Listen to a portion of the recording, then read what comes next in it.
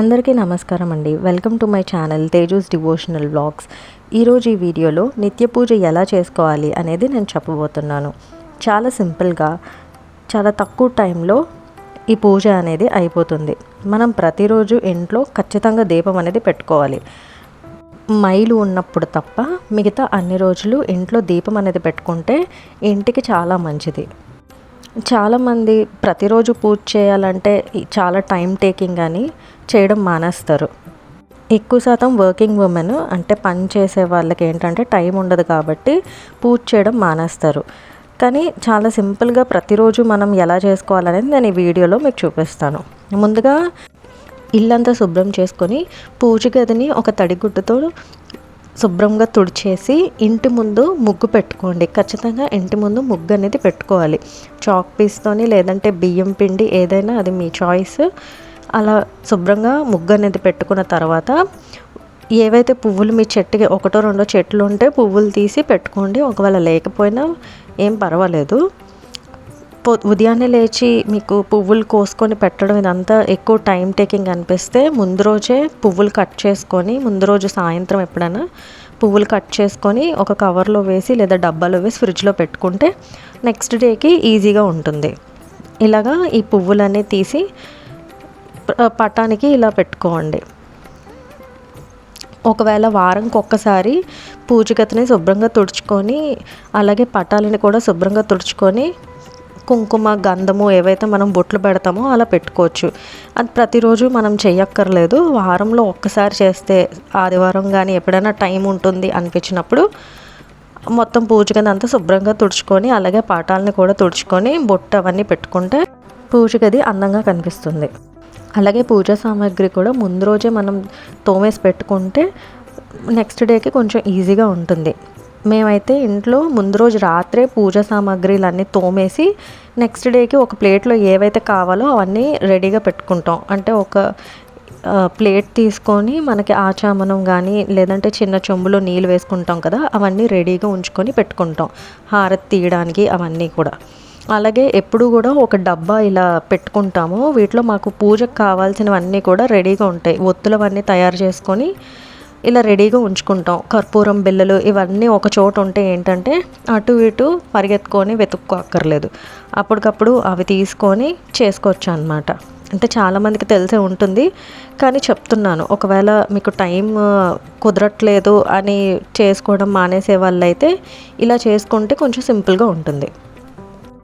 పువ్వులతో అలంకరించిన తర్వాత ఒక చెంబులో నీళ్ళు వేసుకొని దానిలో పసుపు కుంకుమ అలాగే ఒక పువ్వుని పెట్టుకోవాలి. అలాగే నిత్య పూజ చేసినప్పుడు కూడా నైవేద్యం అనేది పెడితే మంచిది. ప్రతిరోజు మనం పరవన్నం వండాలి లేదంటే పులిహోరే పెట్టాలని ఏం లేదు.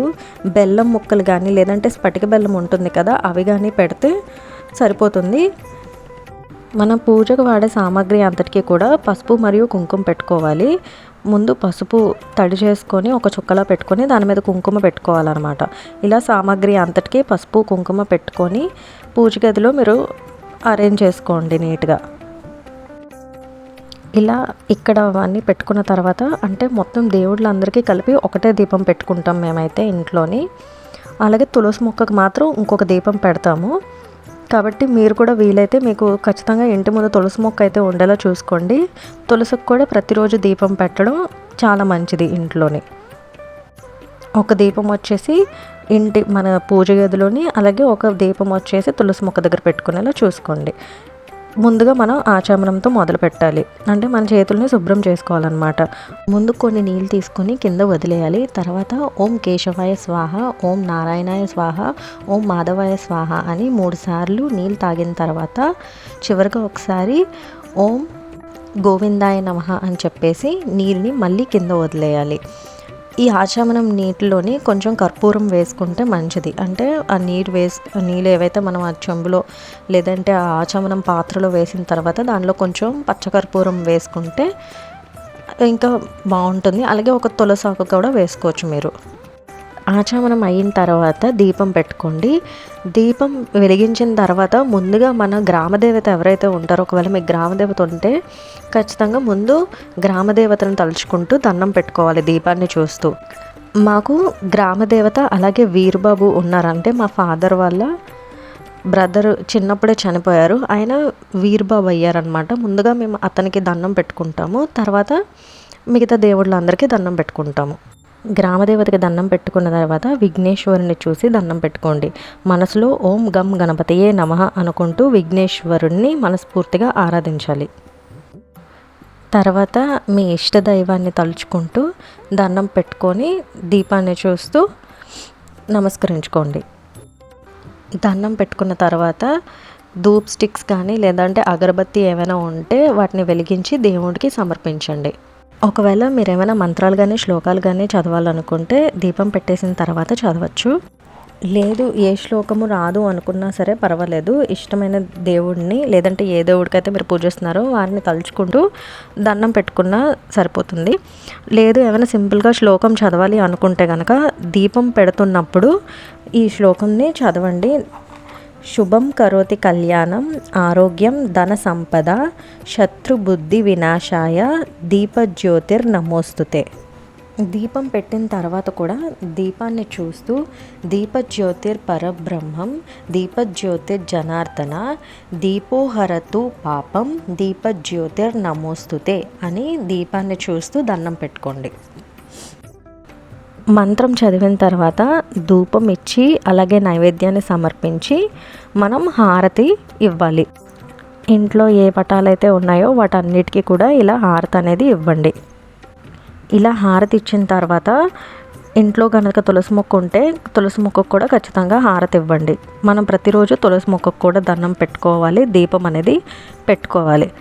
కాబట్టి ఇంట్లో ఏ ఫోటో ఫ్రేమ్స్ అయితే మీరు పెట్టుకున్నారో వాటికి హారతి ఇచ్చేసిన తర్వాత తులసి మొక్కకు కూడా హారతి ఇచ్చి తర్వాత చివరిగా ఇంటికి కూడా ఒకసారి హారతి అనేది తీయండి. ఇంటి గడప ముందు నించొని ఇలా హారతి ఇచ్చేసిన తర్వాత మీరు కూడా హారతి తీసుకొని ఇంట్లో అందరూ హారతి అనేది తీసుకున్న తర్వాత దేవుడికి దండం పెట్టుకొని నైవేద్యాన్ని మీరు కూడా తీసుకోండి. మీరు పూజ గది దగ్గర కూర్చొని పూజ చేస్తున్నట్టయితే కింద ఒక చిన్న చాప లాంటిది ఏమైనా పరుచుకొని కూర్చోండి. నా వీడియో కనుక మీకు నచ్చినట్టయితే ఖచ్చితంగా వీడియోని లైక్ చేసి నా ఛానల్ని సబ్స్క్రైబ్ చేసుకోండి. Thank you for watching.